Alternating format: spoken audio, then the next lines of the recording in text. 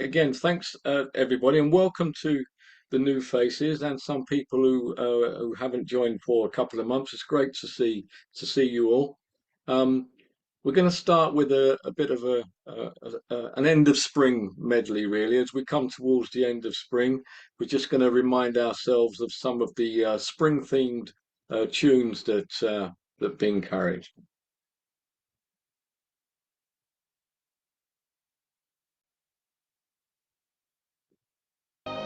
I used to think a love song was none of my affair, but one fine spring I heard a certain music in the air. April played the fiddle, and my heart began to dance, and I was so surprised to find my arm around romance. April played the fiddle, and I memorized the tune. And later on, a dream and I went singing to the moon. Then May began to gossip, and June just winked her eye. And you should have seen the know-it-all expression on July. April played the fiddle, ah, but here's the funny part. I had to pay the fiddler with my one and only heart.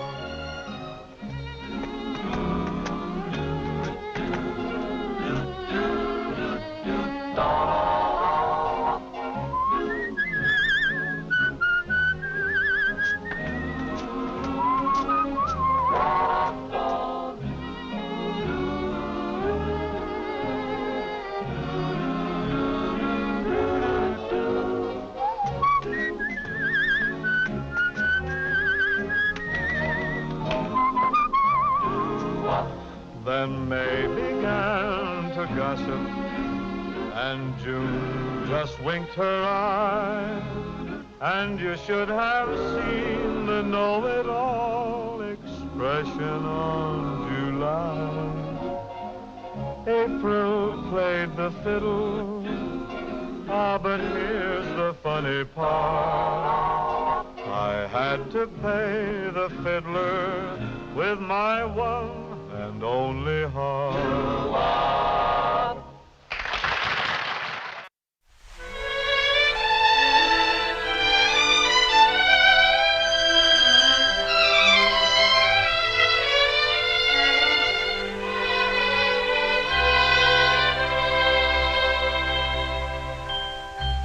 This lovely day will lengthen into evening. We'll say goodbye to all we've ever had. Alone, where we have walked together, I'll remember April and be glad. I'll be content you loved me once in April. Your lips were warm, and love in spring were new, but I'm not afraid. Sorry, guys, am I still sharing my screen? Yes, okay, sorry. Of autumn and her sorrow, for I remember April and you. The fire will dwindle into glowing ashes, for flames in love live such a little while. I won't forget, but I won't be lonely. I remember April and I'll smile.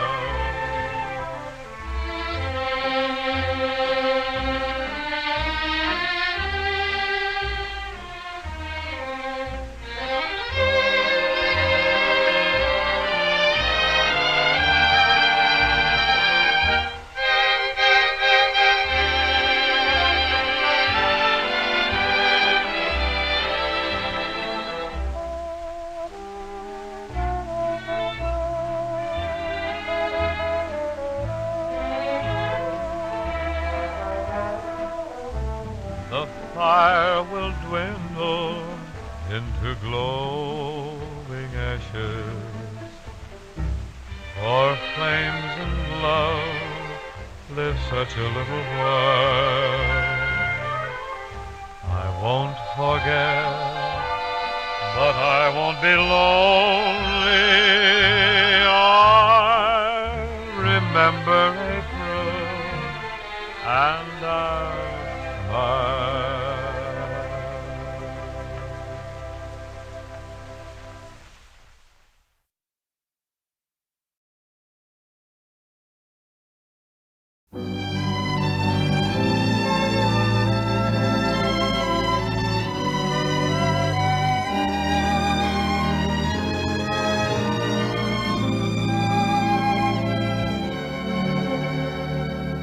On the 1st of May, this is moving day.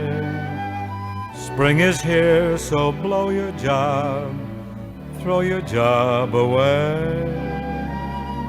Now's the time to trust to your wanderlust. In the city's dust you wait, must you wait, just you wait. In a mountain greenery where God paints the scenery, just two crazy people together. While you love your lover, let blue skies be your coverlet. When it rains, we'll laugh at the weather. And if you're good, I'll search for wood so you can cook while I stand looking. Beans couldn't get no keener reception in a beanery. Bless our mountain greenery home.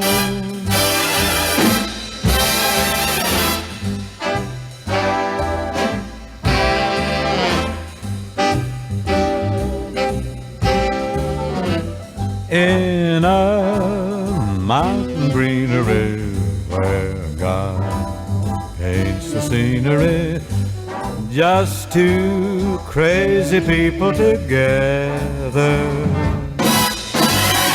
Oh, how we love sequestering where no pests are pestering. No dear mama holds us in tether. Mosquitoes here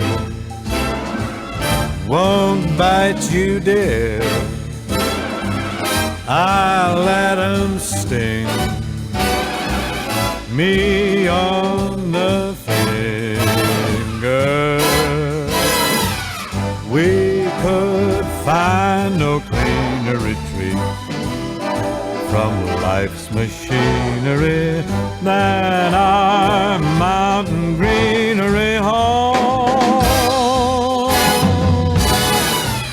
In our mountain greenery where God paints the scenery, in our mountain greenery home.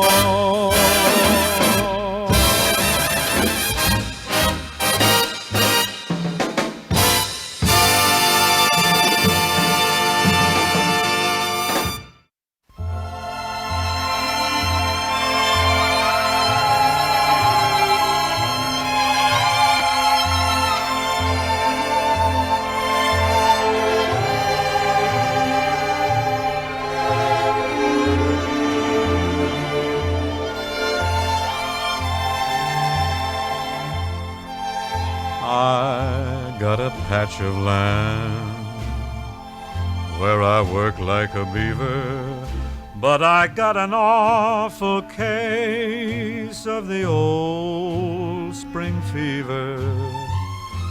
I want to get away, but there's no use of talking. If I really had my way, I would just start walking down that railroad track. But here's what holds me back. I got myself a gal, say I just couldn't leave her. So I'm in between my heart and the old spring fever. What's the good of dreaming? I guess I'm lucky. Yes, I'm lucky, mighty lucky. Come to think it over, what a fool I'd be, letting old spring fever get the best of me.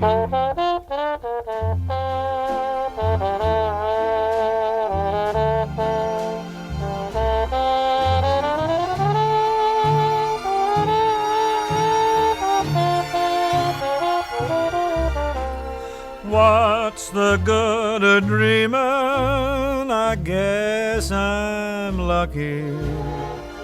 Yes, I'm lucky, mighty lucky. Come to think it over, what a fool I'd be, letting old spring fever get the best of me. Can't let old spring fever get the best of me.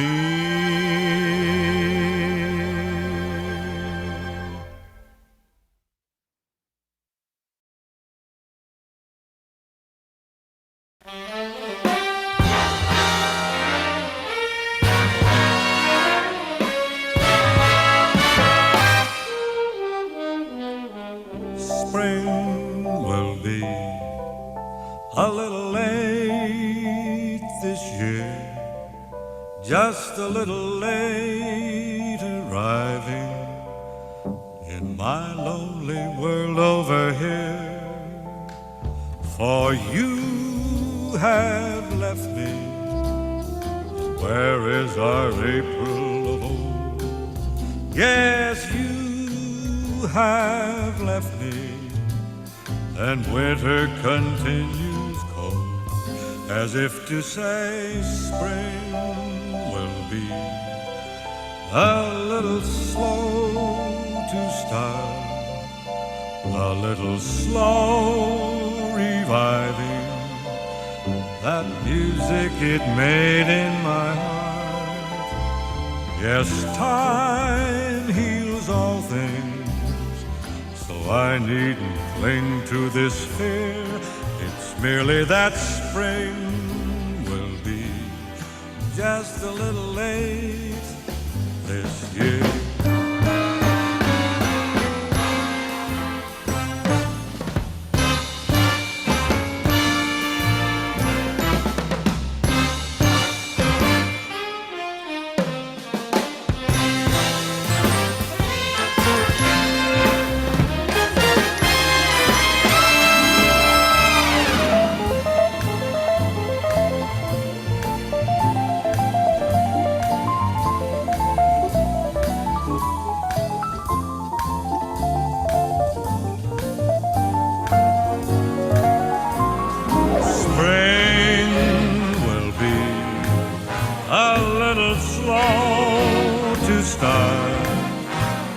Slow reviving that music it made in my heart.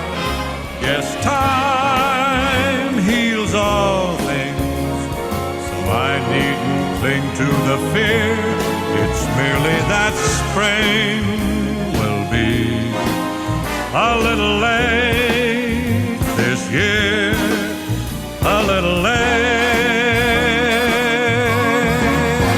this year.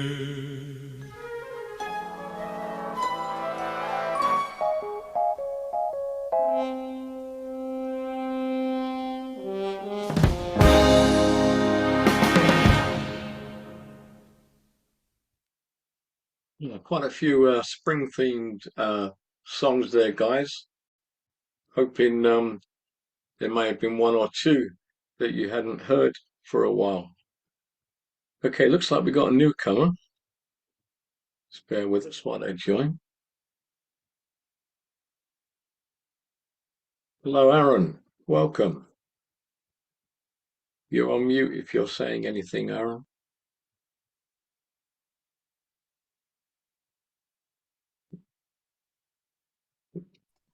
Yep. Okay. Hello, Jason.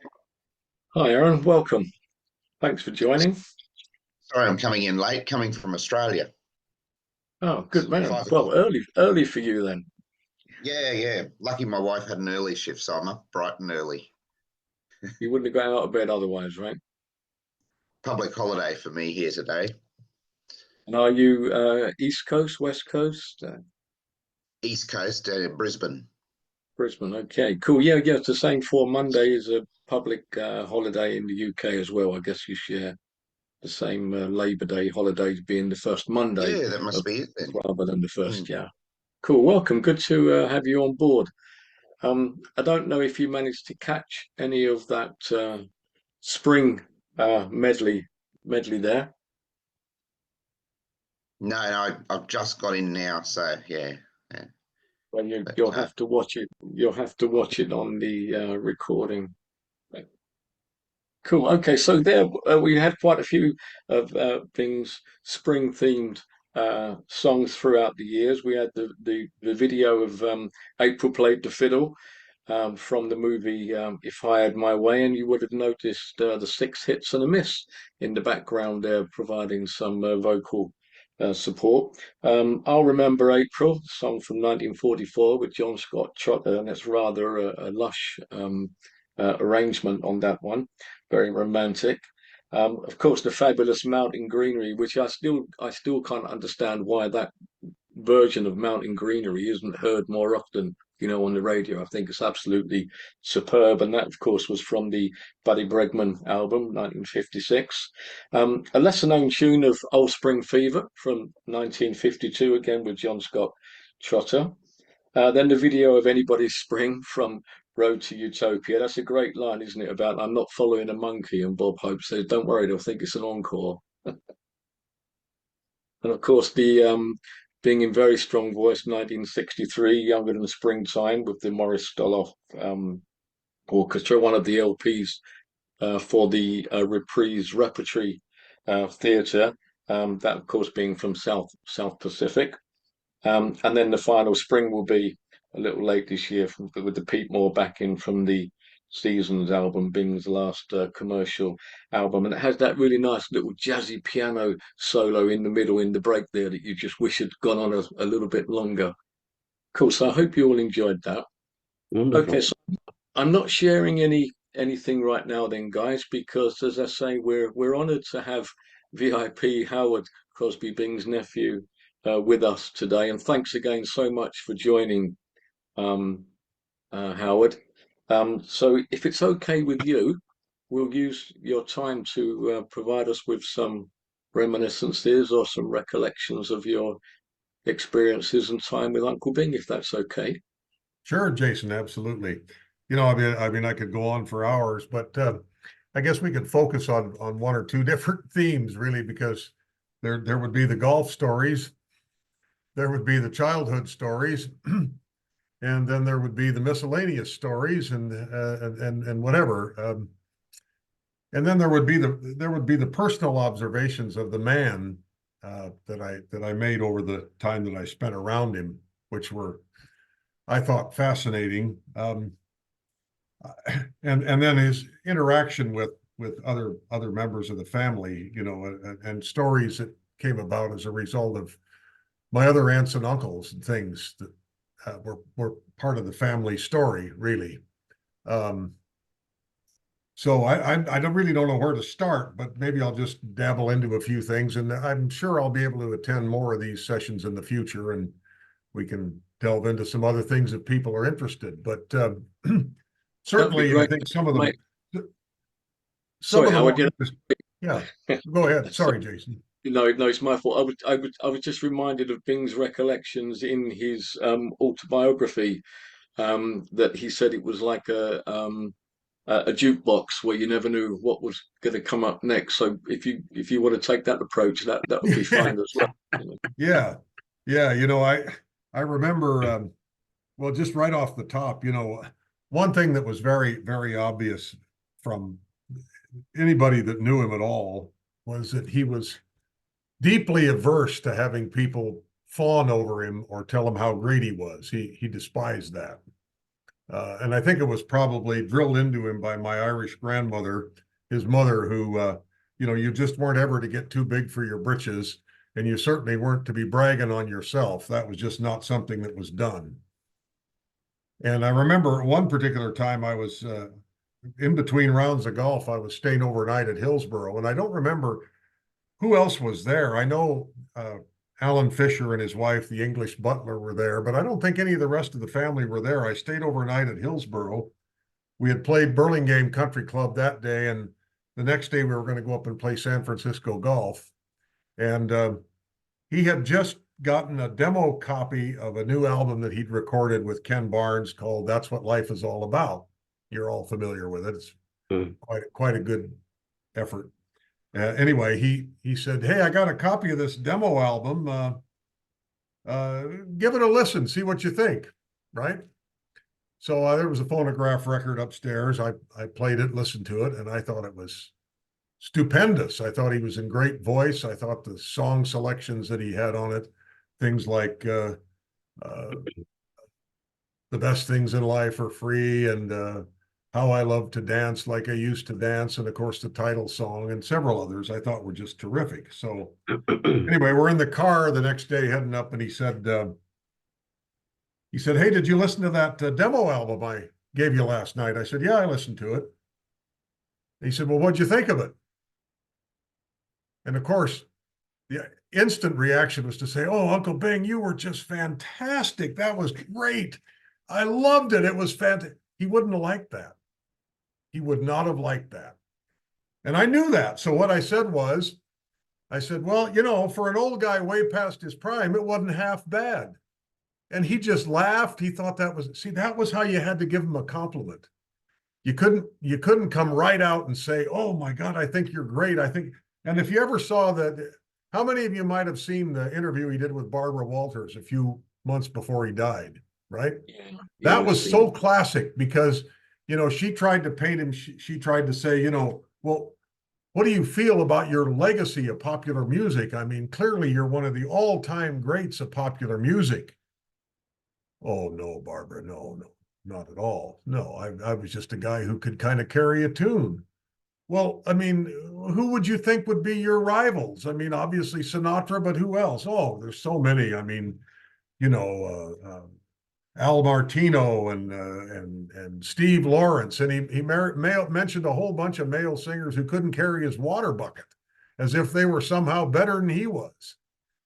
Well, that's how he was. You just couldn't give him an outright. Well, you could say "nice shot" if he hit a good golf shot. Oh, he'd take that in, no doubt about it. Or if he hold a good putt, he'd accept that. But as far as the greatness of his career, he wasn't having any of it ever. That just wasn't him. And I think it goes back to the Jesuits and his Irish mother and all of that. You just don't get too big for your britches. That's all there is to it. So that's something I obviously remembered. And then there's all the golf stories. There's Nathaniel wrote a book. How many of you read Nathaniel's book, 18 Holes with Bing? Well, he tells a great story in there about one of the years I was down playing in the Crosby. what I would do, because I was living in Spokane, and the Crosby was played in late January down at Pebble Beach, Carmel, and there's no practicing for a golf tournament in Spokane with 6 inches of snow on the ground and -10. So I didn't have any money back then. I was in my mid to early 20s. So I would get in the car a couple of weeks before the tournament, and I'd drive down to California. And my dad's sister, Mary Rose, Bing's sister, lived in Carmel with her husband, Jim Poole, just on the top of the hill above the main drag going down into Carmel. And so I'd stay with Aunt Mary Rose, and she would feed me like a king, and I didn't have any expense for lodging or food, and I could practice up and get ready for the tournament. So we're sitting around one evening watching Jeopardy or something, and the phone rings. Mary Rose answers the phone, chats for a minute, and she says, Howard, it's for you. I go, oh, for me? Oh. I go to the phone. It's Uncle Bing. He says, hey, have you got a game tomorrow? I said, no, I was, this is about the week before the tournament, so the practice rounds hadn't really started yet or anything. I said, no, I was going to go over to Spyglass and practice hitting some balls and maybe try to get a game. He said, well, can you meet me at Cypress first thing in the morning? I said, well, sure, I'll meet you there. What time you want me there? He said, well, let's get there early. I don't want to beat anybody out. So he says, I'll see you about 7:30. So I drive out there. I get there about 7:25, and he's sitting on the trunk of his car changing his shoes. It's the only car in the parking lot. So I put my shoes on, grab my clubs. He says, let's go see if Joey's got any caddies back there, because Cypress is a walking golf course. There's no carts or anything, and they take caddies, right? Joey Solis was the longtime caddy master there, worked in the pro shop for the pro at Cypress, which is, one of the most super exclusive clubs in the world, really. They call it the Sistine Chapel of golf, and it truly is. So we go in there, and he says, hey, Joey, you got any kids back there that are single-digit handicaps? He says, yeah, I got a couple of kids that can play. He said, okay, tell them to grab their clubs and then get a couple other kids to carry our bags. So we got 2 caddies filling out our foursome, and then we got 2 more caddies double bagging, packing the bags around, and Bing and I played the caddies for 10 cents a point, and had a pretty good match, and I think we beat them out of about 30 or 40 cents. And so we collected our dimes on the 18th green, and then Bing tipped them all $100 bill, all 4 of them, the 2 that played and the 2 that carried. And Nathaniel tells that story in his book, because it was pretty typical of, and I remember thinking at the time how many very well-heeled, prominent members of the Pebble Beach community would have given almost anything to be in that foursome. Yeah. But who does he get? He gets a couple of kids. Yeah. And it wasn't true. He didn't carry cash then, Howard, either. Huh? It wasn't true that Bing didn't carry cash. Oh, of either, course he carried cash. Yeah. He had a wad of cash. Mm-hmm. Yeah. Now, maybe it was just because he knew he was going to hire caddies that day, too. That's possible. Caddies don't want a credit card, right? And credit cards weren't so omnipotent back in those days anyway. But, I still carry a lot of the golf memories with me, and I use them every day. Like one of the things that he said to me when I first played with him as a 14-year-old at Burlingame, I was trying to hit the ball out of the bunker, and he said, is that a sandwich? I said, no, I don't have a sandwich. He said, oh, I got an old one back at the house. You can't hit a shot out of a bunker with a pitching wedge. You need a sandwich. It's got a bigger flange. And then he would say stuff like, if you were between clubs, maybe it was going to be a hard 9-iron or a soft 8-iron. And he'd say, well, hit a quiet 8. Hit a quiet 8. That's a phrase I've used ever since then. If I'm between clubs, I'll say, I'm going to hit a quiet 7. So, but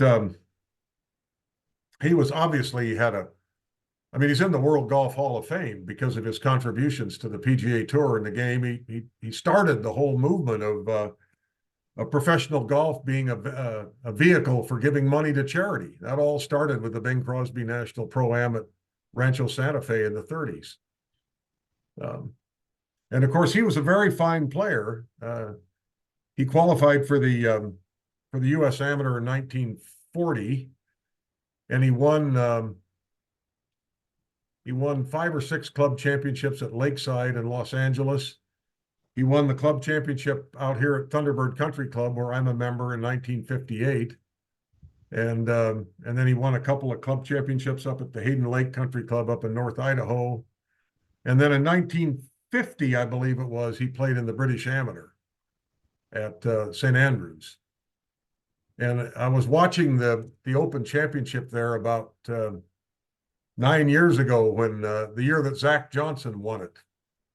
And on Friday on ESPN, I'm watching the telecast, and Peter Allis was guest commentating for ESPN for a couple hours. And Henrik Stenson birdied the first 3 holes at St. Andrews. And Peter Allis says, I remember in the amateur in 1950, Bing Crosby birdied the first 3 holes in his first round match after the qualifying, and went on to lose on the 18th hole, 1 down to an electrician from Lancashire. And he said there were 13,000 people following the matches that day, and 12,500 of them were following that match with Bing and this fellow.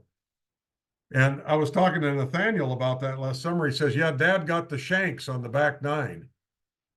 He said he fought the shanks off and on in his career. He said he shanked it on 13, and he shanked it again on 14 on the par 5 on the back 9 at the old course. He got the shanks on the back 9. So after taking an early lead, he ended up losing. But he did love the game. There's no doubt about that. Yeah. And there were, I mean, I could go on and on about the golf stories and things, but. Well, thanks for that. And I know that you've probably seen the interview that Michael Parkinson did with Bing. He did 2 in 72 and 75, but in 75, he opens the interview by saying to Bing, one of the things that's always puzzled me about you, and I meant to ask you last time, is are you a golfer who sings or a singer who golfs for a living? Yeah. And Bing did say at that time, I think I'm a singer who golfs because my golf's not that good anymore, but I can still steal a little money singing here and there. Again, it's just typical Bing witticisms, you know. Yeah, for sure. Howard. But, you know, as if you look at the dynamics of the family growing up, I mean, you know, Bing was clearly the athlete in the family. He won a lot of swimming medals as a youngster. He played baseball. Obviously, he took up golf when he began caddying at Downriver Golf Course in Spokane as a youngster in his early teens. And so he developed a real affinity for the game. He played baseball on the college team at Gonzaga. He described himself as a light-hitting second baseman. And I think I remember when I was a teenager, the first time I really realized what a big deal, well, I probably already knew it anyway, but it was doubly impressed on me what a big deal my uncle was we were staying at their place in Hillsborough, part of a summer vacation trip that went down to visit all the relatives, you know, all the California relatives, because my dad was the brother that stayed in Spokane. So I was stuck growing up in the snow and ice. And it took me a long time to figure out that I should have moved to California the minute I got out of college. But anyway, he was a very good athlete as a boy, and my grandfather was he was a bookkeeper at the old Spokane brewery at that time. So they didn't have a lot of money, and they really pinched pennies. And all of the kids in the house had chores. My grandmother ran the place like a drill sergeant. And they also all had to get outside jobs. They had to mow lawns, rake leaves, caddy at the golf course, take in sewing, babysit, whatever they could do to bring a few nickels home to the family pot, right? Except my dad, he was exempt. He didn't have to do any chores, and he didn't have to get any outside jobs. And the other kids would complain about that to grandma. They'd say, well, how come Ted doesn't have to do any chores? How come Ted doesn't have to get a job? How come Ted has all these special advantages? And she would say, man, this is because my dad was by far the best student and was the only one to graduate college and get a master's degree. She would say, you leave Ted alone and let him study. He's going to be a priest. Because every Irish family that had a bunch of boys, one of them was going to have to go into the priesthood. That was just expected. And my dad was apparently the only one who was a good enough student to be a candidate for that. So that got him out of apparently a lot of chores and things as a youngster. But Dad and Bing were the closest in age, and they shared the same sleeping porch on the back wall of the house on East Sharp Avenue growing up. So although their personalities and their interests were quite different, they were very close in age, much closer than anybody thinks, by the way. And I won't get into that because I always get in trouble when I do, but I know the truth, and that's enough for me. Well, we'll leave it at that then. So that's brilliant. And I know you've met one or two people, Howard, previously that are on the call today, but I'm wondering if anybody has any questions for Howard. But I'm going to start just by asking, and you've mentioned Nathaniel, but are you in close contact with any of Bing's family, Howard? Well, of course, the only it's Harry, Mary, and Nathaniel are the only one of his children still alive. Yeah, I mean, and Catherine, if you're in touch with Catherine at all. Well, Catherine is Nathaniel and I swung by the house last summer to see if she was home, but she wasn't, and I haven't seen her since. Oh gosh, she was up at an event up at Gonzaga 7 or 8 years ago, I think. I haven't seen her in quite a while. I always got on good with Catherine, but I've seen Mary a few times. She lives just over in Malibu, and the last time I was there, she was walking me around the house. She's got a nice house on the hill there with her husband, and they have a couple of boys that would be in their early 20s, college years.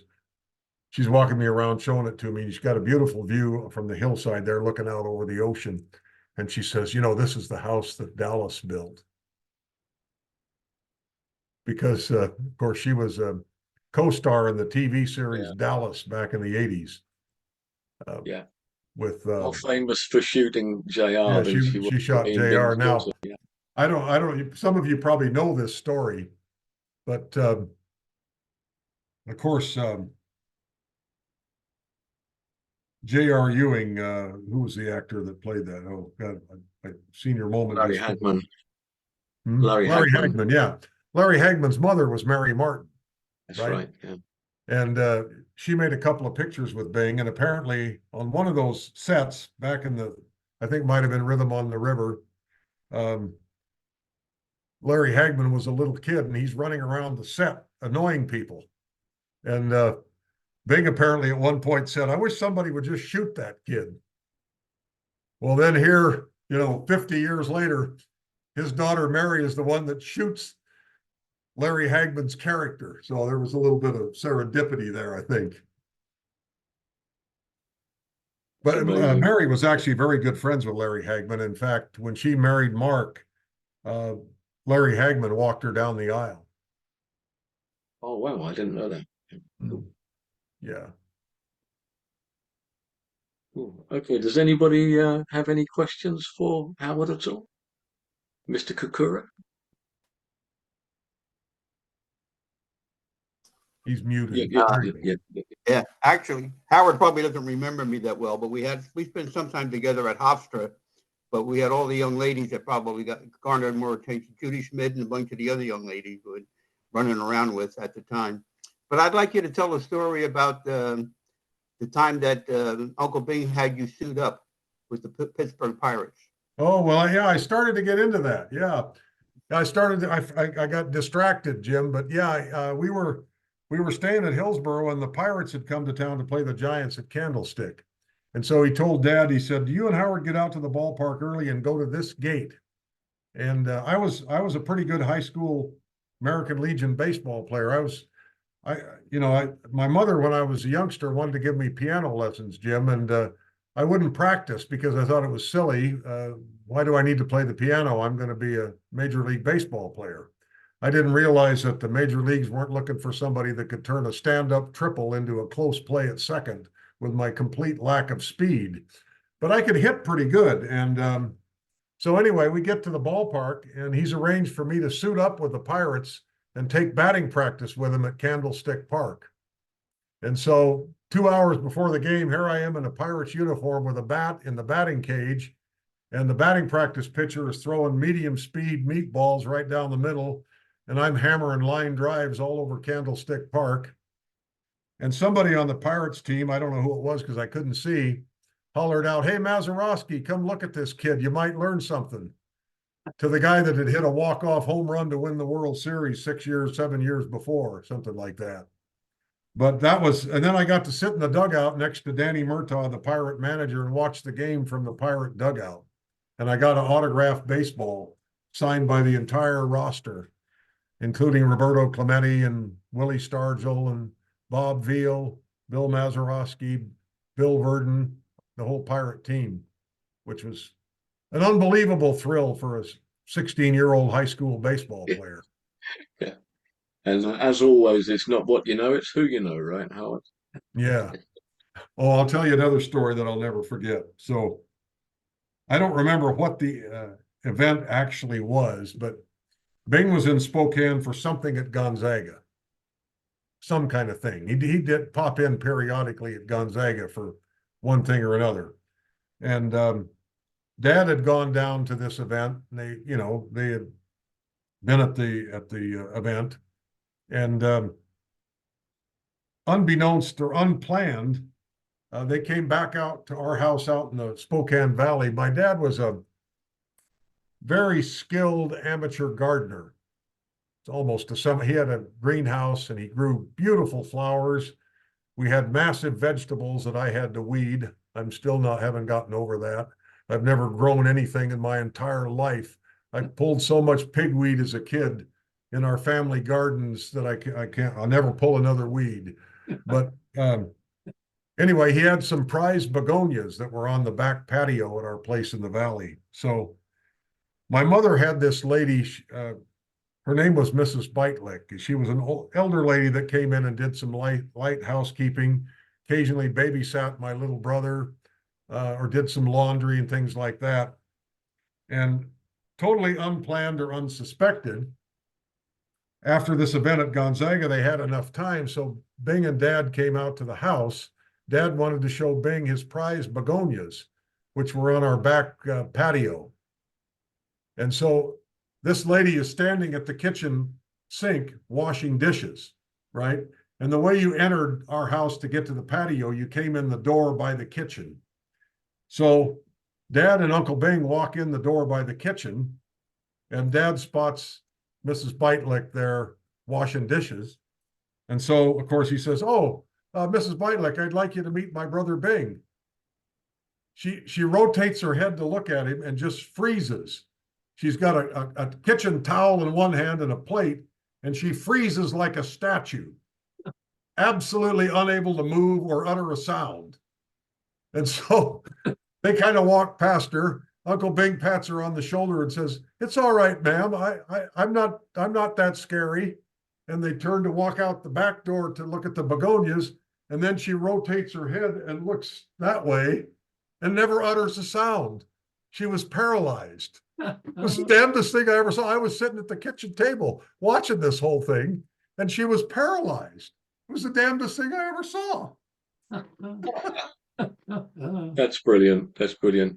So Howard, Carmela has posted a question in the chat asking if you remember being at her house and her mum preparing pizza for I you at a do. house Yeah, in that was, Brooklyn. oh God, it must have been 20 years ago. I did a lot of business in New York, and I had chatted with her on the Stephen Lewis uh, internet board. And so she lived over in Brooklyn, as I recall, and I went over there and said hello, and yeah, I remember that. Long time ago now, but yeah, I remember. Cool, cool. And of course, So I is any, remember Hofstra, which but was, yeah, what was the gal's name who put that on? Ruth something or other? Bragosi. Yeah, that's it. Bragosi. Yeah. Yep. That was quite a thing. Very well done, I thought. yeah. I think at least Malcolm and Michael were there. I don't know who else from the US may have been there. Greg, maybe. Yeah. So I don't know if any of you guys have got any recollections or questions for Howard. Well, one thing I'd like to ask Jason is whether Howard would be willing to commit all that he's been telling us to print. It would make a wonderful book. A great, great question, I Michael. was just thinking the same. Yeah. Well, I don't know that I have time to write a book. And I probably don't have enough stories to fill a book. You know, a lot of them have already been told, of course. You know, my dad wrote one of the first biographies of Bing back in the 40s. Well, Yeah. actually, it was a redraft of thing that he and Uncle Larry wrote in the 30s. You probably got it there. I probably have a copy of it here somewhere. Yeah, it's here. Here you go. You probably can't see this, but this is to Howard, best from Uncle Bing. Signed photograph. I got a couple of those. Yeah, I certainly have a copy of the book. If you can see that, actually. Yeah. Oh yeah. Yep. And here, Howard, I've got a bound copy of your dad's book. Oh Beautiful. yeah. The story of Bing Crosby. That's right. Yep. Yeah. My dad was he had a master's degree in English, and he always wanted to write the great American novel.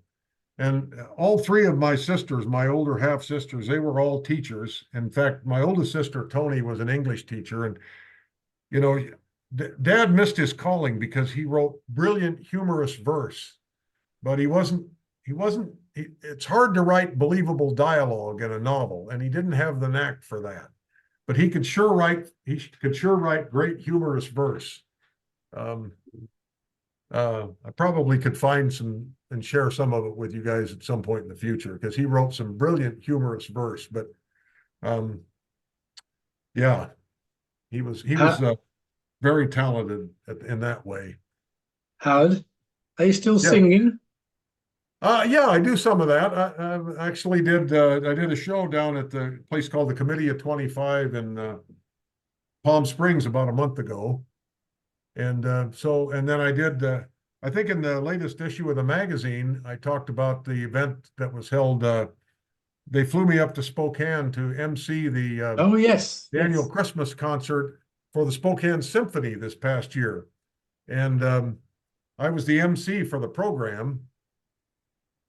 And it was really the first time I ever performed with a 56-piece orchestra, with a brilliant conductor, and they had a 40-voice chorale, the Spokane Adult Chorale, singing some of the songs with the symphony. They had a youth choir, but as part of the show, I did a duet on the David Bowie Bing thing with another singer named Jake Bergevin from Seattle. He did the David Bowie part, and I did the drummer boy part. And then we also did a duet on It's Beginning to Look a Lot Like Christmas. And then I think in the story in the magazine, I mentioned that I did a solo on White Christmas, of course, told some stories about Bing doing the song for the troops in the war, and some of the poignant memories of that and about the song. And then before I did it, I got up and I used a line I saw Perry Como use in concert one time, which I thought it always goes over fabulously. I said, now listen, ladies, there was 1,500 people in the audience, or 1,700 or something like that. Beautiful theater, the Fox Theater. I said, now listen, you all know this song. And if you'd like to sing along, please don't. Which I saw Perry Como do one time to wonderful effect. And so I used that line and everybody howled. And then I said, no, on the second pass through, the chorale's going to join in. And I want everybody in the audience to raise the roof on it. So it went over very well that night. Brilliant. And your singing show, Howard, is it essentially a tribute to Bing, or is it a I've bit more done, yeah, I've mixed? done that for sure. I did an all Bing show for our golf club here in Rancho Mirage last year, which I, covered the gamut from the early 30s to the 70s on a lot of stuff that he did. But the show I did most recently, I put together a thing with a accompanist here in the desert who's really, really good. And we just do a signature song from about 15 different famous artists: Bing, Sinatra, Perry Como, the Carpenters, the Beatles, Roy Orbison. We cover the gamut, and we do a signature song from that everybody would attribute to that artist, and that goes over pretty well. So, What do you usually choose as Bing's signature in that kind of forum? what did I do? I didn't do White Christmas because it wasn't a Christmas song. What did Where I the do? Blue of the Night. Swinging on a I've Star? done that. Oh, I did Swinging on a Star. That's what I did. Yeah, of course. Okay. How would you like to swing on a star, carry moonbeams home in a jar, and be better off than you are? Or would you rather be a pig? Wonderful. Yeah. Yeah, I mean, it's, like I say, and I usually try to I did another thing over here at Palm Desert. Always try to give the audience a little education. I point out, I said, in his career, Bing Crosby recorded over 2,000 songs commercially, which is more than anyone else. He had 41 number one hits, which is more than double anyone else. He had 368 songs on the top 40 charts over a 25-year period, which is more than double anyone else. He starred in 63 feature films, was nominated for 3 Academy Awards for Best Actor, and he was one of only 3 movie stars to sell 1 billion tickets at the box office. The other 2 were Clark Gable and John Wayne, neither of whom ever had any number one hits. Which, to my mind, means that without a shadow of a doubt, despite my obvious familial bias, Bing Crosby was the number one entertainer of the 20th century. Yeah. Amen to that. Most definitely. Most I mean, definitely. he just didn't have any rivals, No. Mm. No. Howard, may I just ask you? Well, first of all, thank you very much indeed for attending. It's marvelous to see and to hear your voice so close to your uncle's. Can I just ask you, what do you think? Obviously, being very easy in his company and enjoying your Uncle Bing's company, what would you say that the biggest misconception is, public misconception is of him? Because he always seems to see, whenever you hear people speak of him, very easy to be with, very, very nice, very, very pleasant to be with. But is there anything that gets you screaming? You think, no, that's wrong? Because I certainly think I would think that if I was related to somebody as world famous as he, and with so much comment. Well, he was very good at escaping if he needed to be. He knew how to just get away from the crowd if they were going to bother him too much. Very good at that. He tended to be much more relaxed and easy around people who didn't really give a shit who he was. Bus boys, waiters, waitresses, cab drivers. These were people with whom he interacted quite easily, and people who were super impressed with him, he didn't have a lot of use for. Howard, Yes. you can hear me. I was at the Usher Hall in Edinburgh, where Bing, of course, did one of his concerts. And when after the concert, we went to the Usher Hall to see if we could make contact with him, which we did, but just for a few moments. And we went inside the foyer. Bing came down the stairs and paid the bill. I think he's handed over his credit card. And then he came out and he just had a brief word with me and Ken Crossland and Peter Murray, who lived in Edinburgh. And he was the person that got us in to be able to say hello. But he was in a hurry to go north, where Catherine was appearing in a theatre. But what struck me was that Bing, as soon as he saw the crowd outside, he said, "Oh, right." And he was quite worried that the crowd, which was a big crowd, was going to delay him. And so he looked round, and in fact, he went out, he didn't sign anything, and he got in this car and drove off. So sometimes he would have stayed behind, but in this particular case, he did not. Yeah. I mean, he had, look, I mean, he was in a fishbowl for 50 years. Really, yes. he had to have a protective shield that he could throw up if he needed to, and he knew how to do that. For sure, he knew how to do that. Yeah. And the other thing I would say is that, and I ran this by a lot of my old. See, I never knew my grandfather. He died before I was born by a couple of years. Grandpa Harry, Happy Harry, they called him. And I am convinced that, and I ran this by a lot of my older cousins who knew Grandpa pretty well. I am convinced that Bing patterned his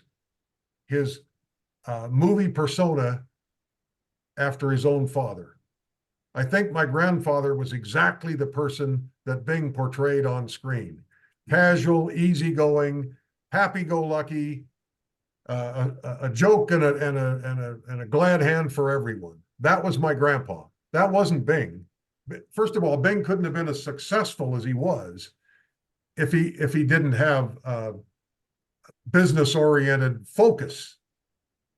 You know, and Nathaniel's told some stories about even when Bing was, you know, in his much later years in the 70s, you know, he was, I forget where, can't remember the exact thing, but he was supposed to do some sort of an introduction for something or other. And like 20 minutes before, he's looking at something on a piece of paper, and Nathaniel says, "Dad, what are you doing?" He says, "Oh, I gotta recite this in a few minutes."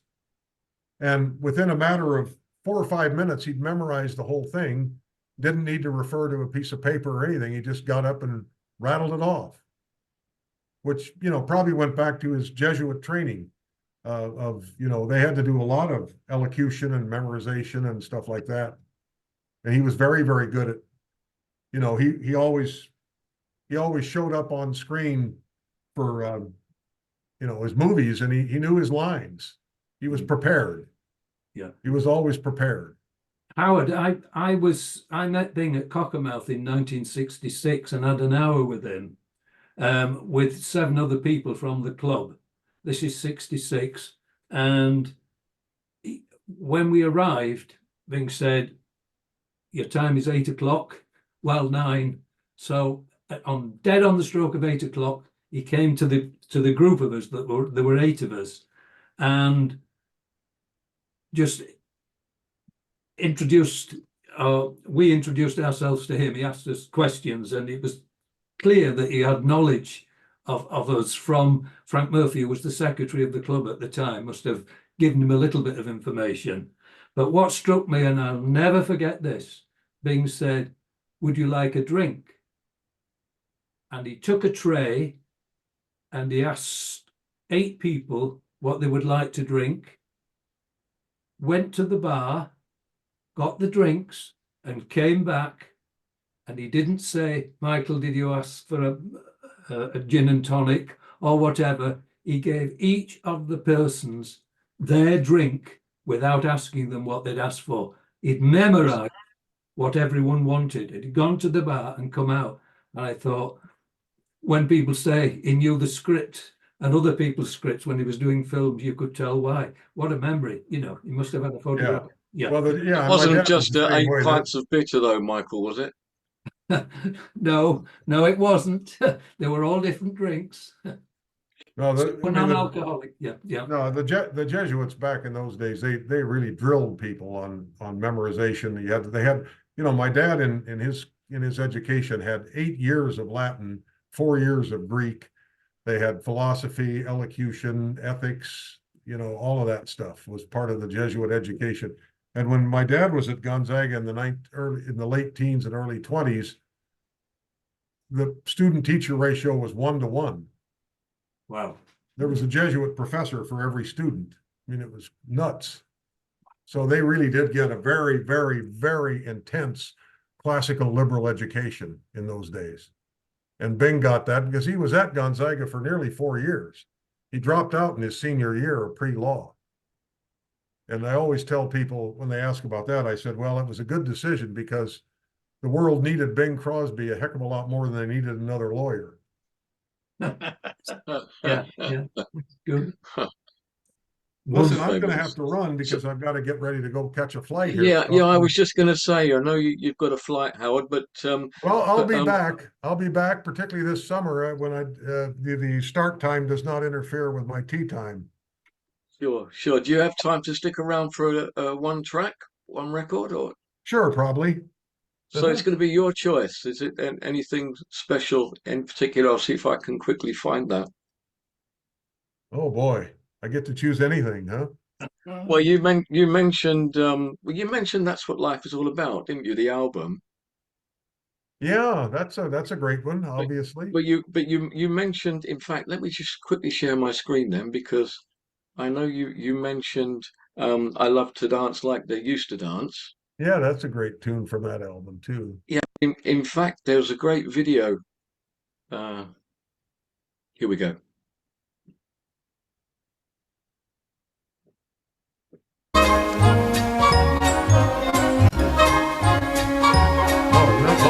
I love to dance like they used to dance when you held a girl in your arms. No hide and seek, just cheek to cheek. No fun in doing a single when there's no touch, there's no tingle. I love to travel across the floor, holding something more than just air. Come and dance with me. You and I could be Ginger Rogers, Fred Astaire.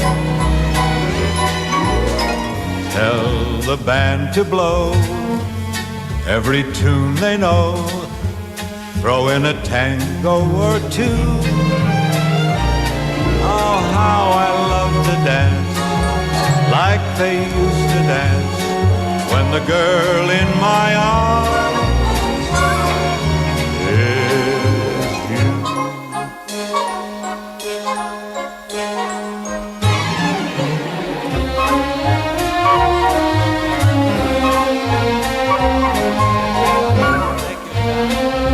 Nobody heard.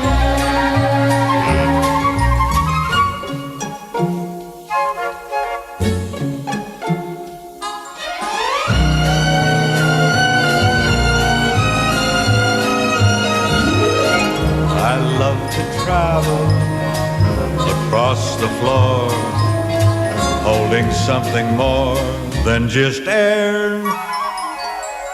Oh, come and dance with me. You and I can be Ginger Rogers, Fred Astaire. Tell the leader man we don't need a plan. Just give us a one and a two. Oh, how I love to dance like they used to dance when the girl in my arms is you.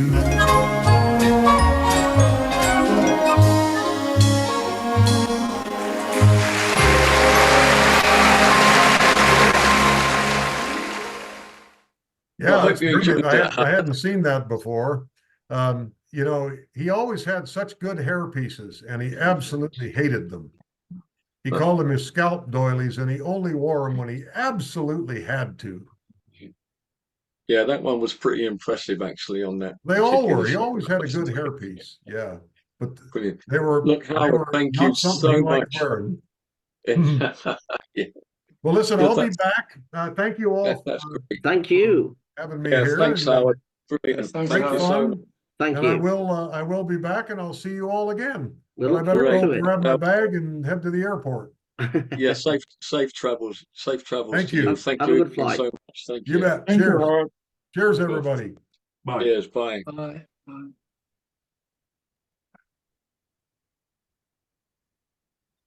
Well, that was a great surprise, huh? Well, didn't know how Jason, you're never going to top that. No, Amazing. exactly. You never Yeah. know. Okay, that's brilliant. So, just going to take a quick break here, guys, and we've got something very special for the second half as well, Michael. So try and stay awake if you can. Should we just take a 7-minute break and back up 5 minutes after the hour? Is everybody Yep, okay with that? that'll be great. Enough time?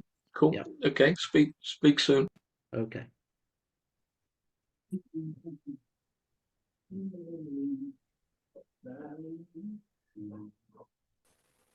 Carmela, I'm the one from New Jersey. Jim Kukura. Yes, Jim. Yes, I'm from New Jersey. Jim, do Yes. you hear me? Yes. Now I know you muted yourself again. Okay, now you're good. No, I can't hear you. Nice to meet you. Oh, thank you. Yeah, I'm having Originally, I trouble was here. My reception is bad today. originally I was from northern New Jersey. In fact, I was born in Elizabeth, which is right across the water from Staten Island. But now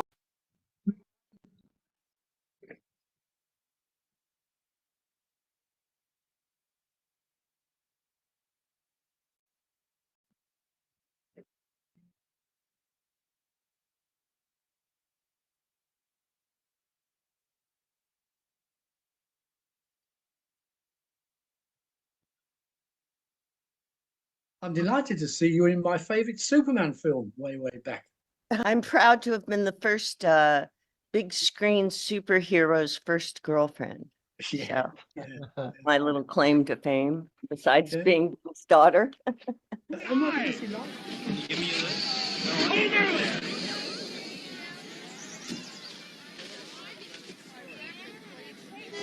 Lana, don't bother with these, huh? I'll take them in with the other equipment. Thank you, Clark. Sure. Listen, a whole bunch of us are going up to Mary Ellen's, play some records. Would you like to come? Sure. Sounds like it'd be a lot of fun. Ken can't make it. They've got a lot of work to do. What are you talking about? I just finished stacking all the... All that? Oh. Oh, Brad. Hey, come on, Lana. Come on, Lana. Come on, let's go. Come on, he's got to Bye, clean this bye, up. Clark. Yeah. Clean this up, Clark. I mean, looking through your CV, what's this about being a strongman's assistant in a Mexican circus? What's that all about? Well, I actually wrote about that in a little exaggerated form in my first Yeah. novel, Elephant Milk. All right. I took off to Mexico when I was 19 and for the weekend, and I stayed 2 years. And when I was in Mazatlan, I was working for a veterinarian, and he took me to the circus, and they offered me a job as the strongman's assistant. And then they offered me an extra $25 a day, which was a lot in Mexico, if I Yeah. would pose for the knife thrower. Oh, And the vet said, you know, you better watch him practice before you decide to, because I was going and he missed. You know, you're supposed to surround the person with knives. Well, he missed on the dummy. Oh my God. So I, I mean, reading back, I gather when you first worked with Bing, your mother was almost a stage mother in those days. Was that right? not really. She was actually, she had been trying to be an actress too, and was on like Dr. Kildare and some commercials and stuff.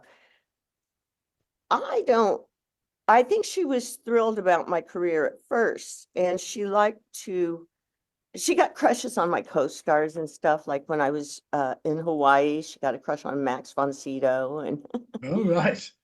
and so actually what happened in my career is when she married my stepfather, he said that neither of us could be in show business. So my career suddenly stopped at like 13 or 14. And I didn't realize why. I thought nobody wanted me, but I was on my way to Broadway to play Lee Remick's daughter in a play, and I was so excited. And I was working all the time. I was Julie Andrews. I'd just been Julie Andrews' sister in a movie. I mean, in the highest budgeted movie to date. You know, I didn't know what happened till I was 40. Really? Hi, Diane. I'm the fellow who actually initially got in touch with you on Facebook and put you in touch with Jason, and he was sending you all those emails reminding you of this, and I'm so glad that you made it today. Of course. And before we begin, I'd just like to show you we're all members of the International Club Crosby, which is Bing Crosby's oldest. It's the actually oldest active fan club in the world. We're in the Guinness Book of World Records, and we publish Oh 3 my magazines goodness. a year like this. There's 60 pages. It's all on glossy paper. Isn't that beautiful? I hope you send me a copy. Yeah, well, just give Greg your address and we'll send you a copy. Okay. Absolutely. I've got some other memorabilia I'll show you real quick. I've got these TV listing sheets that were in the Sunday newspapers back then. Cute. It's November of '64, I think. And here's one from Chicago. There you Wow. are. That's so sweet. Here's another one from Chicago on the premiere episode. I happen to have a copy of that one myself. Do you? Okay. Okay, I have to show you why I loved Bing so much. Okay. I have to show you one of the happiest days of my life that Bing facilitated. Let me see, there's not much light in here. Let me see if you can see this. I think I know what it's going to be. Oh, Can you yeah. see it? I can. There you are with the Beatles. Yeah. Wow. Bing there's an invitation. I gave it to Paul. He has in his hand a letter that Bing wrote. They were fans of his. So he wrote them a letter. I don't know what it said. I'm still wondering. He wrote me a couple of really nice letters too, and they got water damaged. I'm so sorry. I shouldn't have thrown them out, but I did. Oh, hey, Bing was a very good letter writer. He wrote a lot of letters to a lot of different people over the years and kept in touch. And that's typical of him to be that generous to go out of his way to do something like that for one of his co-stars. I've heard stories about that before. That maybe not the Beatles, but he knew I loved the Beatles, and he was impressed that I didn't know who he was, I think, because he was so famous and I was so young. But he had he came to work one day with a newspaper with himself with a Beatle wig on the front of the newspaper saying, you know, I don't know what it said, but it was really cute and trying to impress me.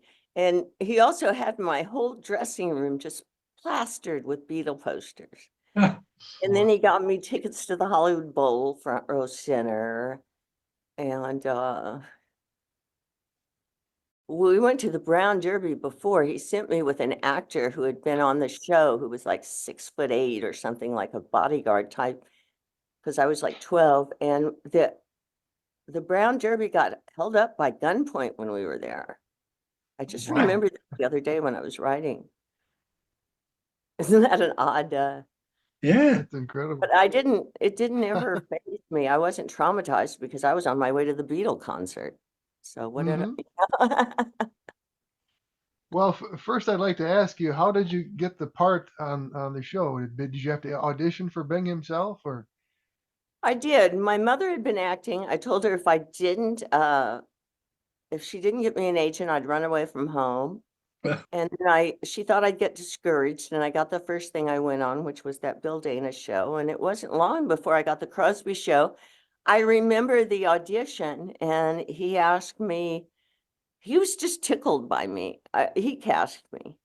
He asked me what my favorite subject was in school, and I said lunch.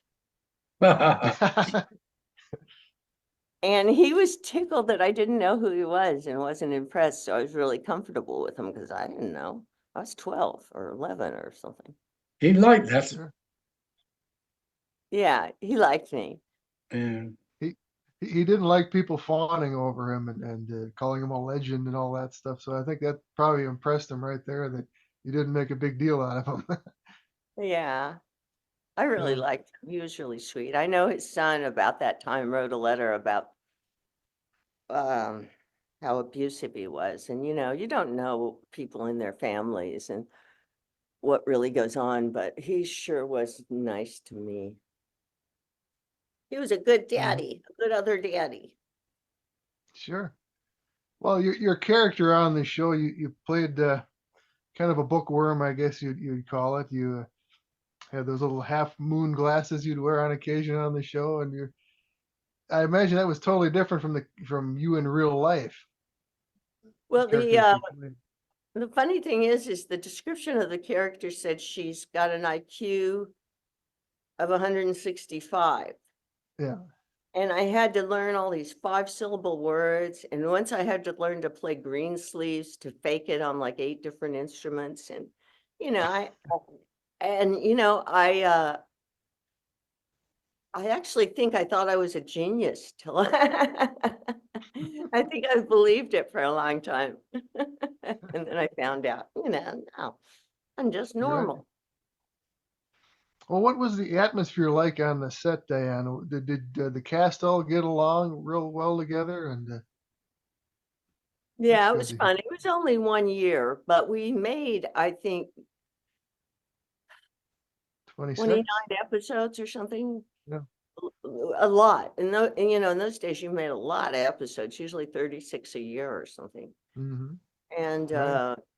it was just fun. I remember one time there was a bird in the show for some reason, and it landed on his head and it flew off with his toupee.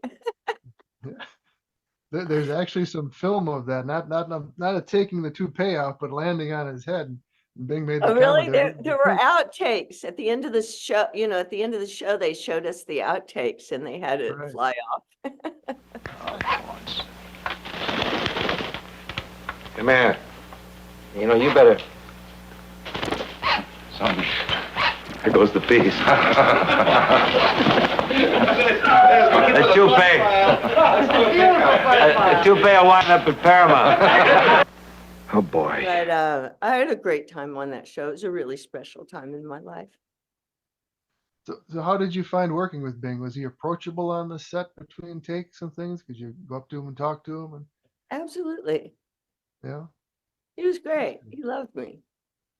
Good. That's glad to hear that. I know in some cases actors are able to turn on the charm just for the camera, but I know it doesn't sound like Bing was that way, that he was also very approachable off camera as well. I have a little clip of him singing backup vocals for me. Isn't that fun?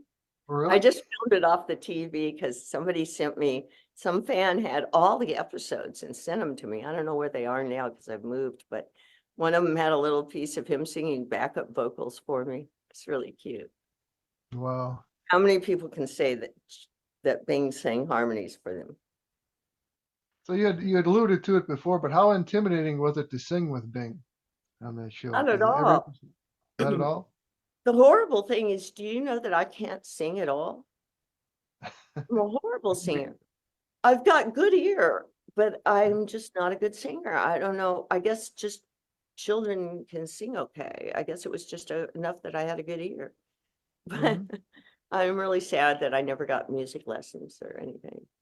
I married a musician. Well, you did. Oh, right. Okay. In fact, I had a weakness for musicians for a long time, and now I don't. I've recovered. Well, one thing we were always wondering about is the musical numbers on that show. Were they performed live or were they lip synced, No, pre-recorded? they were live. They were all live? Okay.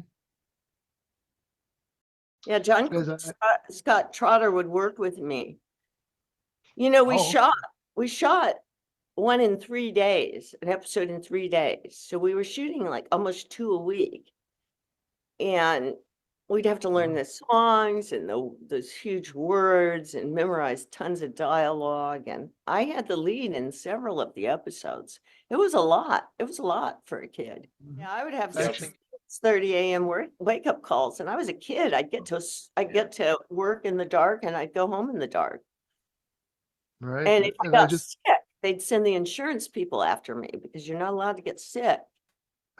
Because it cost them a fortune every day's shoot. So they have to verify that you're really sick. I actually found the Presumably course. there was some rules around how long you could work still as a child. Yeah, there were some rules. It's called the Jackie Coogan laws. They were, I don't know, child labor laws. And I had to be in school. I can't remember if it was 3 hours a day or 4 hours a day. I think it was only 3. But, you know, I could scoop the math because it was just me and my sister in the show and a tutor.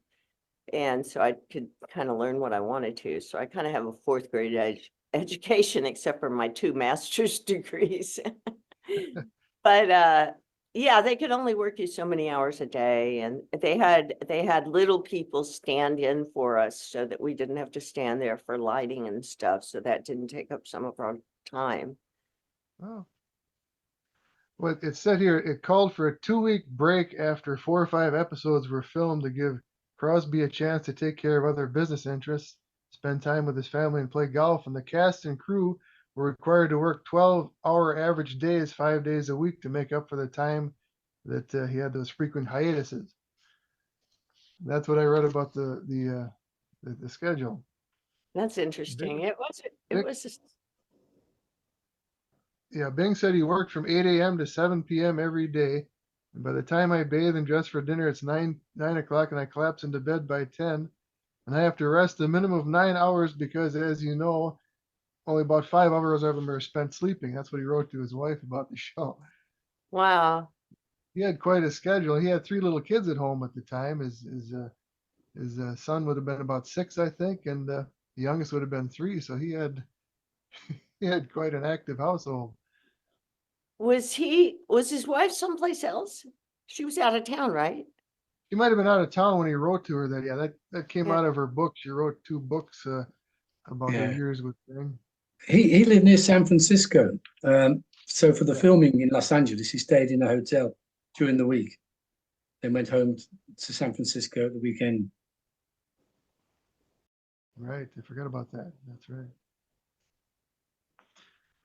Do you have any, you mentioned John Scott Trotter. Do you remember Bing's pianist, Buddy Cole? He worked on the show too. Kinda.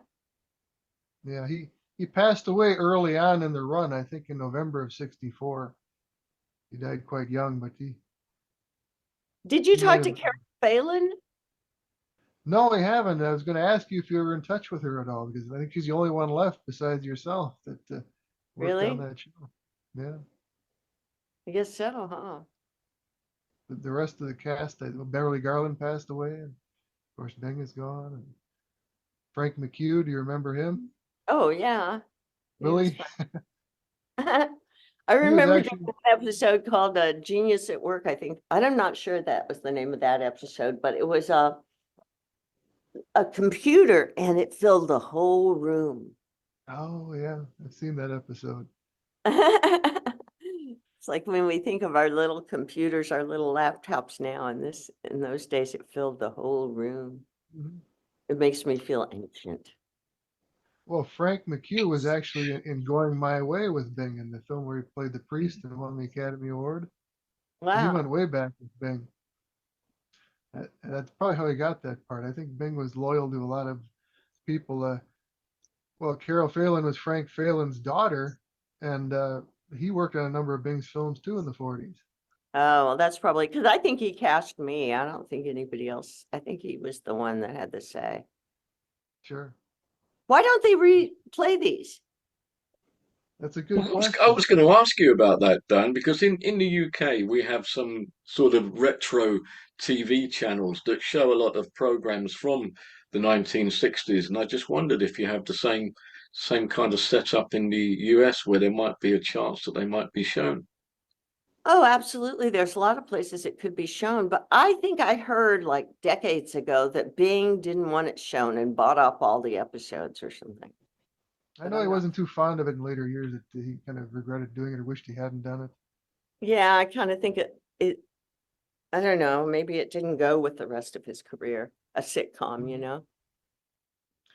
How was Beverly Garland to work with? Was she kind of like a mom to you off camera too? Not really. I had more of a rapport with Bing. Okay. Yeah, I didn't have that much of a relationship with her. I know in some interviews that she talked about how odd it was that the bedroom set on that show, that they were supposed to be married, but they had two separate beds that went around the corner. One was facing one way and one was facing the other. Anytime they had a bedroom scene, they were both in separate beds. She thought that was kind of strange in those days that Bing wouldn't be seen in a bed with a. That was a law in those days. That was a. Was it? Yeah, you couldn't have, I mean, on television, what governing, I can't remember what governing thing. Oh, But it was you production couldn't- code or something. Yeah, people couldn't be in the same beds. Mm-hmm. They have to put one foot on the ground or something. Yes, if they were in the same bed, they had to. One of them had to have a foot on the ground. That's right. Yeah. Kidding me? Comical. That's funny. I could Well, I was gonna imagine a position with a foot on the ground. That would still be pretty racy. Yeah. I was going to ask you about Desilu Studios where the show was shot. Did you get to see Lucille Ball running around the set after all? No, it was post Lucille Ball, but we were next door to My Favorite Martian. And Okay. kind of friendly with Ray Ralston. I remember he used to drink Vernon's. Do you know what Vernon's is? It's a weird soda. And he Okay. got me into Vernon's. And also they were filming the Monkees, I think, and then I don't know if it was at Paramount or at Desilu, but I got to go to their show, and that was fun. Mm. And we would go to the Paramount Commissary, which was right next door sometimes, and I saw the Paul Revere and the Raiders. Oh, You could tell I was a rock fan. It was also reported that Bing could be seen practicing his golf game. It says there was a steel frame net set over by Lucille Ball, and Bing would have a bicycle parked outside the stage door so he could ride over to stages 8 and 9 to see his two other productions, Ben Casey and Slattery's People. They were also filming at the time. Right. I just have a bunch of quotes here. I was looking. Do you have any particular memories of any of the guest stars? Yeah. Not really, just that tall guy and also the Standells when they came on, because that was kind of exciting. They were a Yes. rock.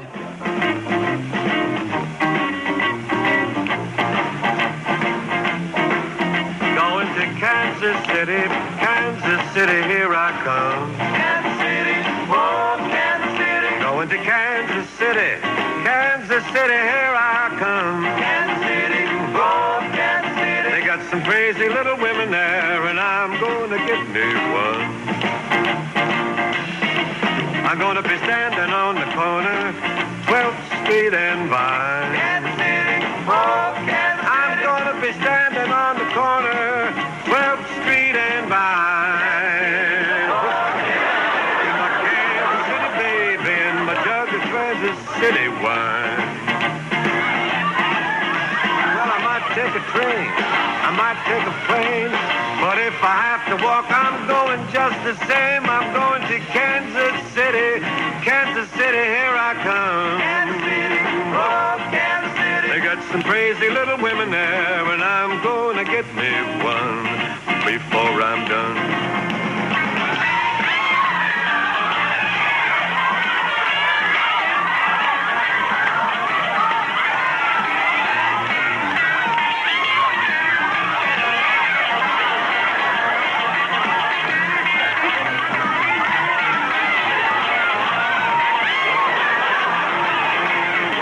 stay with that woman. I know I'm gonna die. Gonna find a friendly baby, and that's the reason why I'm going to Kansas City. Kansas City, here I come. Kansas City, oh, Kansas City. They got some crazy little women there, and I'm gonna get me one. They got some crazy little women there. I'm gonna get me one. Oh yes, oh yes. Wop, wop, wop, wop, wop, wop, wop, wop, wop, wop.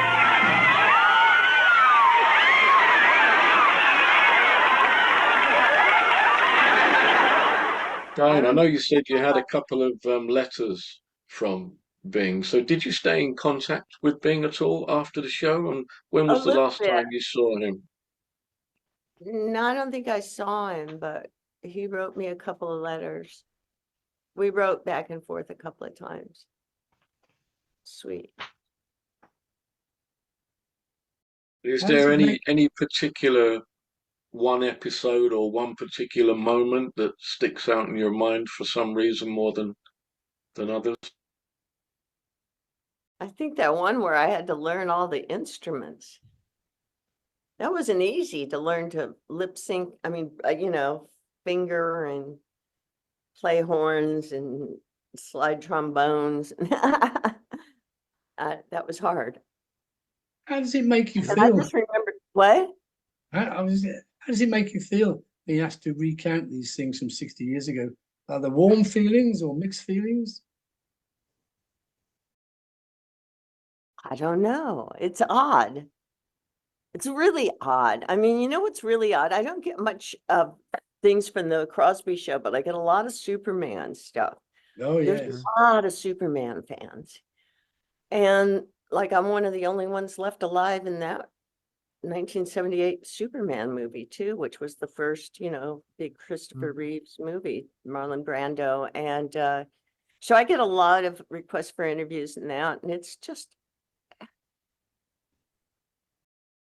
I don't know. I mean, of course, I remember more from when I was 20 than when I was 12, but it feels good to, I feel like I've had a really good full life. When whippoorwills call and evening is nigh, I like to hurry to my blue heaven. I turn to the right, little white light is gonna lead you to my blue heaven. You'll see a smiling face, fireplace, a cozy room, just a little nest that's nestled where the roses bloom. A mother and me, and Joycey makes three, you're four, we're happy in my blue heaven. We're so happy in my blue heaven.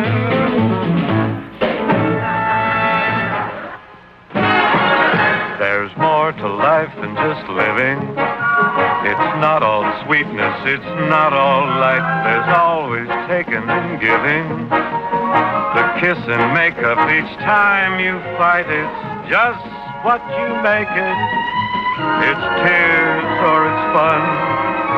Your neighbor's hand when you shake it, and the one who waits when the day is done. There's more to life than the hassle. A smile can make a home seem a castle if someone's sharing the laughter and strife. Then life is more than just living, 'cause if you're living with love, that's life, that's life. The Bing Crosby Show. Well, I hope you enjoyed that. Well, I hope you enjoyed that. It was an interview that we did again. Thanks to you, Greg, for arranging things. Have you heard from Diane since we did the interview? No, I haven't. I'm kind of surprised because I had sent her a link to that blooper reel that she used to clip over with the bird landing on Bing's head. I thought it would have got a reaction from around that because she she clearly remembered that scene, and I guess there must have been another take where the bird actually did take off with his toupee. Yeah, I found a few clips, but as you can see, the picture and audio quality wasn't perfect, but I thought it was good enough to knit into the interview there, really. Oh yes, definitely, definitely. Good, good. But we were also talking about um, the other daughter, Carol. What's her surname? Phelan. Is it Carol Phelan? Yes.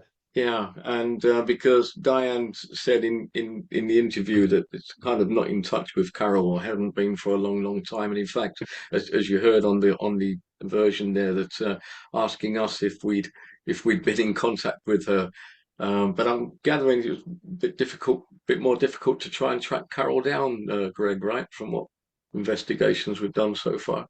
Yes, I think Malcolm might have some insight on that. He's been doing some research trying to find out where she might be at. I don't think he's been very successful in finding her, though.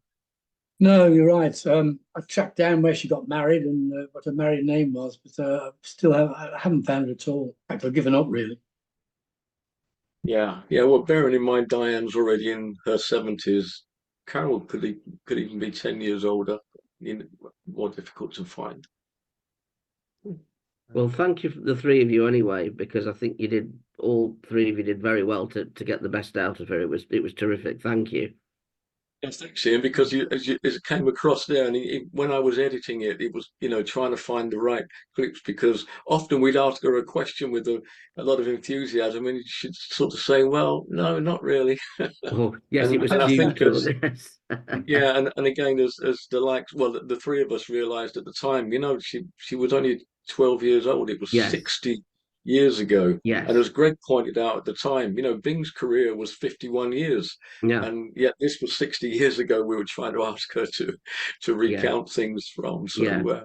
No, I think you all did very, very, very well there. You really, really did. And it's I've said this before, and hello, Greg, because I don't think we've met or spoke before, but your research was terrific. It really was very, very detailed. So it certainly wasn't through the want of trying, and it was just so nice that she had so many fond memories of Bing and was very positive about him. That was lovely. He certainly sounded on set as he came across on the camera from her. So that was very, very, very nice. Yeah, and getting involved in actually, selecting her, yes, in the audition, and that was great, and making her feel welcome with the Beatles connection and things was. That's right. That's right. Typical Bing, yeah. Yeah, seemed very engaging, didn't he? Mm. So I don't know if Greg or Malcolm, you got anything else to add there regarding that? I'm really pleased we did that. I think it's a little bit of ICC history in that interview there, like like so many of the interviews that Malcolm has done in the past. We can add that to the library of interviews, I think. I was just maybe watching I don't think I've seen that episode where he's saying "My Blue Heaven." I have to look which episode that is. Yeah. And to be honest, I know that's more kind of in keeping of what you'd expect Bing to be singing in a TV show, but his version of Kansas City, I thought he played that really well. Very much so, yeah. But then he was just so adaptable, wasn't he, with different kinds of music? I mean, good grief! I think he almost rapped, didn't he? On "There's Nothing I've Sung About." He just be able to cope with everything.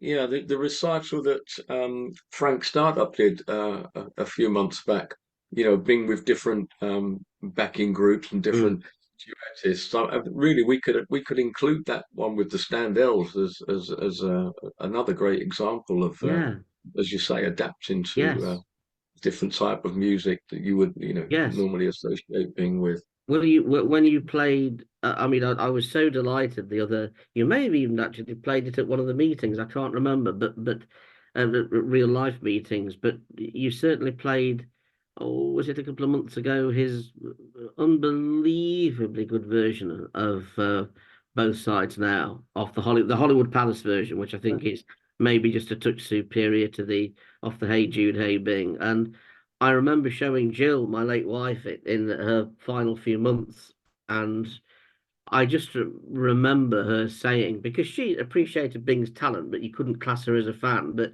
at the end of it, she just said, "Absolutely fabulous," she said. And she, she was of that era of the late 60s pop era, and yeah, she just was so impressed with it. So yes, he grooved with all the generations, didn't he? That's what he lived with. Certainly did. I'll shut up. So, Sorry. no, I'm actually just looking for it, but I can't find Oh, it. bless you. Bless you. Well, we can always quick I on must have filed that away somewhere. independently, but I just think it is so glorious, and that was a nice memory. It wasn't okay. Okay, find it for next time. Cool. Okay. So just moving on. Oh, somebody. Oh, here comes Anton. I know Anton had a lunch date with Perry Huntoon, in fact, who was passing through. So I guess they finished lunch. Hi, Anton. Welcome. Hello, Anton. How was Perry? Well, I just wanted to sign in for a second to say hello and to also send a big hello from Perry. He's on his way to Paducah, Kentucky right now. So I got a chance to have lunch with him for about 2.5 hours. So as you can imagine, we were, discussing Crosby and all things related to that for quite a while on the patio. So yeah, I got home right at the end of the meeting. So I thought I would just say hello and send a big hello from Perry, who's on his way to Kentucky and then on to his hometown. Excellent. So thanks for that. Thanks for joining. We got a nice surprise for you, actually, Anton. In the first half, we had a VIP guest turn up completely out of the blue, Mr. Howard Crosby. Oh. So I, at last minute, changed the program so that we could get some nice recollections from Howard. He had to leave during the break because he was flying out to Florida, I think. And he's promised in the future to do some more. So you'll see it all on the video, of course, when I send that over. All the VIPs show up when I don't show up. Really? And, well, I'm glad he and was there. I'll look forward to seeing that first part of the meeting. Yeah, well, hopefully you'll enjoy the second half soon because we just finished watching the interview that we did with Diane Sherry from the Bing Crosby TV show 64, 65, which we've just been discussing. Cool. Okay, we're almost there this time, guys. What I wanted to do at this point was just maybe an update from Michael Crampton and Co. on the situation with the club, and first of all, news on the new 2 CD compiled by John Newton. I think we're expecting it to be released in May, I think, or I know we had June the 7th as a release date, but I think it might be coming in early. Is that right?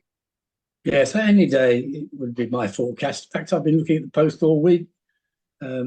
Richard Tay put something on Facebook showing the covers and everything. So I guess he'll be posting them out any day soon.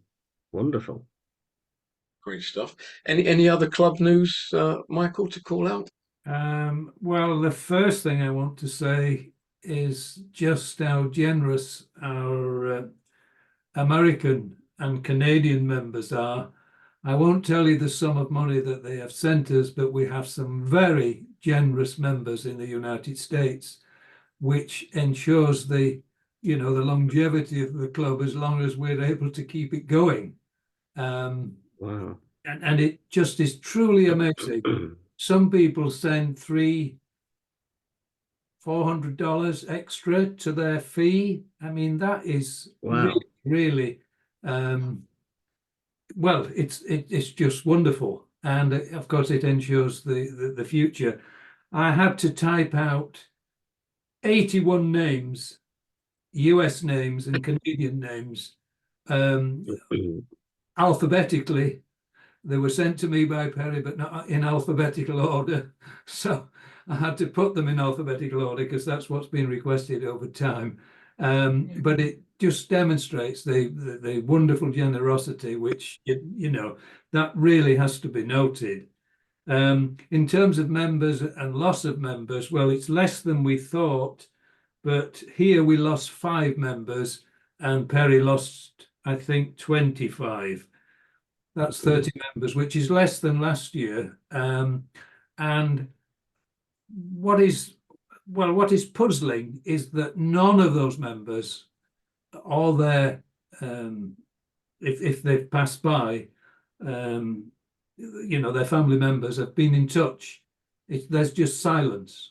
So it's difficult to know why, you know, they are not with us, but it's sort of continues the trend over the years, and just inevitable because most of the people I recognize a lot of the names, and they're very old. Sure. Yeah, and it's a shame that we don't hear, you know, from family members if anything has happened, because it's, you know, it's nice to know, you know, that people were members and that they did enjoy the club for as long as they were able to, really. Yeah. Okay. I Cool. think Okay. it's understandable. One of the things that I've been looking at the history of the club. I'm thinking of our 200th edition of the magazine and what we might actually, which is coming soon, of course, next year. What we might feature. I mean, Malcolm will have turned over in his head some ideas, or at least he will be doing soon, I would think. But what we don't have is a history of Bingang and the Club Crosby, you know, prior to to us joining. When I say that, the early years, clearly because it was formed in 1936. There won't be many members left now who joined in those years, but it would be nice to know if we can get a little history. I mean, I've got a history. I've got every magazine of the British Club from 1950 to the present day, without a break. So we have a complete history of we have a complete history of the British Club. Yeah. And also there's other little clubs that were formed in Britain, like the Crosby Collector. There was an early Crosby Collector, and there were even earlier magazines. We've got some copies, but with Bingang, I think Greg actually found an early version, probably the earliest version that anyone has. But it would be interesting to know if there's any repository in the States which actually holds copies of Bingang, particularly, of course, the first issue, and what the inaugurating members of the club had to say in 1936. It would be very interesting if we could find a copy. Just a thought. Yeah, I haven't been able to locate anyone who has the first issue, but I think the one I have might be from 1938, if I'm not mistaken. Right, Greg. Well, that's pretty early then. Yeah. It's amazing because even in my time, I've seen how the magazines have changed. Like when I joined in '84, I used to receive the A4 black and white stapled together magazine from Reg, you know, who we saw on the video last time from the 1966, 69 recollections. And now, of course, the wonderful glossy magazines.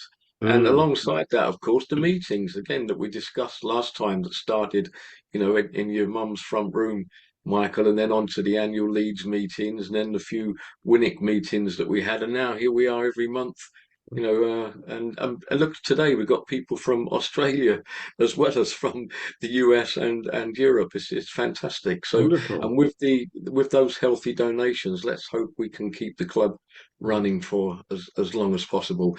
What is clear, as we've seen tonight, you know, with Howard joining and with the interview with Diane Sherry, is we're not short of ideas and content for these meetings. And just to give you that leads nicely actually into what I was going to say about the next meeting. So obviously I'll send emails out to let people know, but the next meeting is, in fact, it will be the 9th of June, which is not the first Sunday in the month. Reason for that is I'm away on the 2nd of June. So the next meeting, if you put that in the diaries, is for the 9th of June. And the amazing thing is the programme is already pretty much complete. Ken Crosland Ken Crosland has put together a terrific recital around an album and some connections to the album that we haven't featured in any of our meetings. I'm not going to give away anything other than that. It's a fantastic piece. And John Mumm has already offered to step up and do a review of the release of Bing Sings the Cole Porter songbook that's due to be released by BCE on the 10th of May, so towards the end of next week. So again, just 9th of June for the next meeting.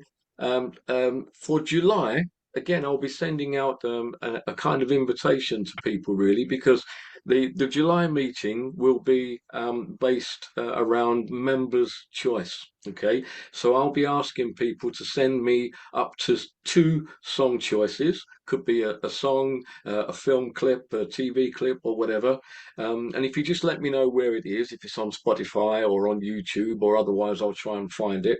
And there's no real theme to that, guys. It's just something that might be a favorite of yours, or something that you want other people to be aware of or to see. Okay, so again, that'll be the July meeting, members' choice. Send me up to 2 song choices, but again, I'll be sending emails out for that.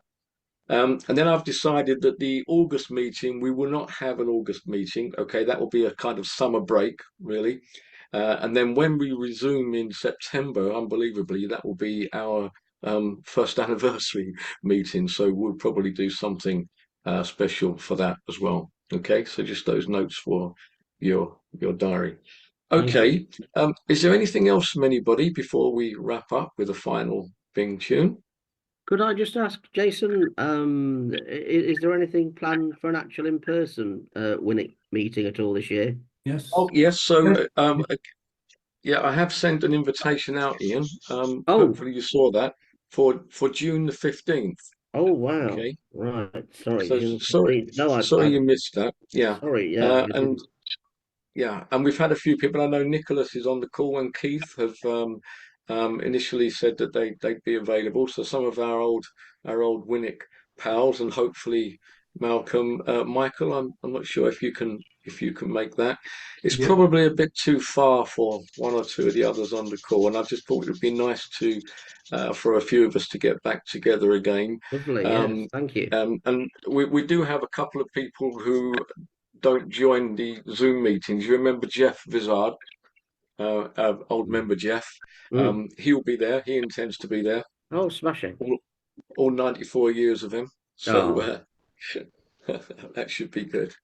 Cool. Yeah, Jason, it's in the diary, Jason. Judy and I will be there. Great stuff. I just wanted to show you this, which seems to be the same insignia as is on the card of Bing that you had behind you when you first came on. Oh yes, yeah. Hang on a minute. Let me see if I can find that. Was it on the flyer that I put on the screen?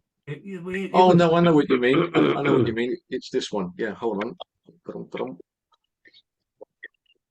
There. Oh, that's the Bing's hat. Burlingame Country Club. Yeah. So I don't know whether Malcolm can remind you. I think this is one of Bing's hats.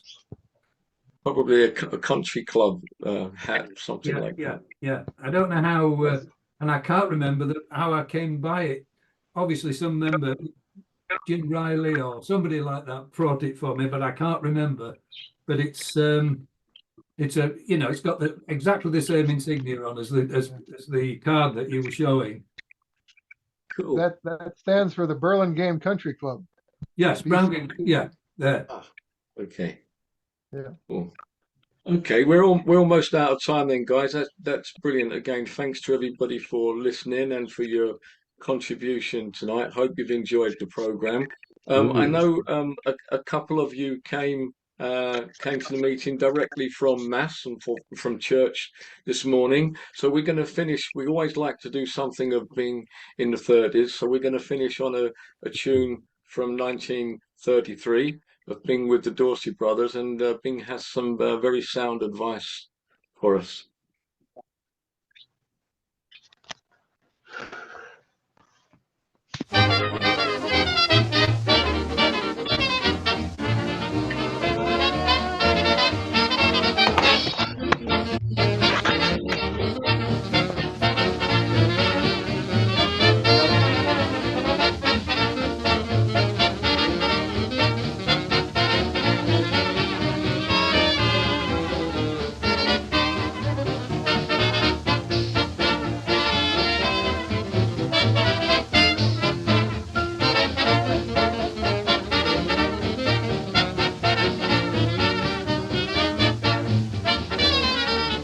Jimtown, Tennessee, Deacon Amos Lowdown Lee shouts religion to a trifling flock.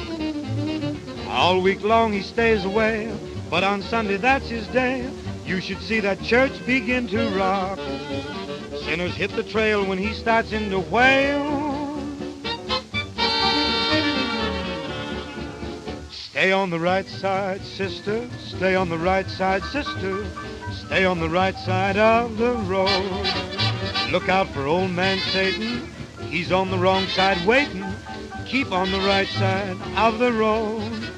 Once you let the devil take your hand, you'll never get to Hallelujah land. I see a great day dawning.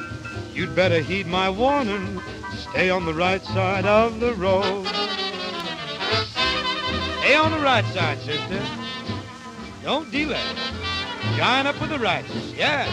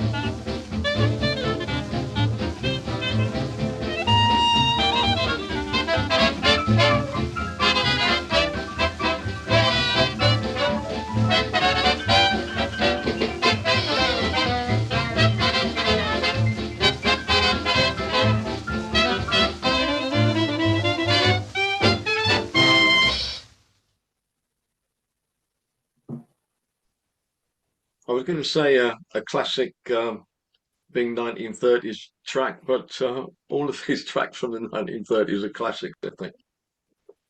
Cool. Yeah, that's it for this time, guys. Hope you've enjoyed the program. Like I say, it was great that Howard dropped in, and I'm just going to stop recording right now.